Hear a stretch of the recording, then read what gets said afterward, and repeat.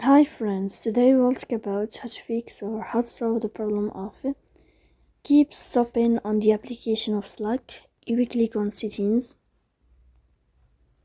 In this page you can click on apps, default apps, app settings. On above you can search about Slack and you will enter here. Then you can click on first stop and you can click OK.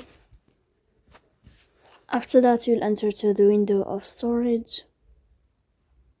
Here you can click clear cache. Don't click clear data because that can delete your account. In the end you can turn off your phone and you can wait a moment to turn on your phone again to fix that problem. So please don't forget to support us by like and subscribe. See you next time in another video and thank you for your attention.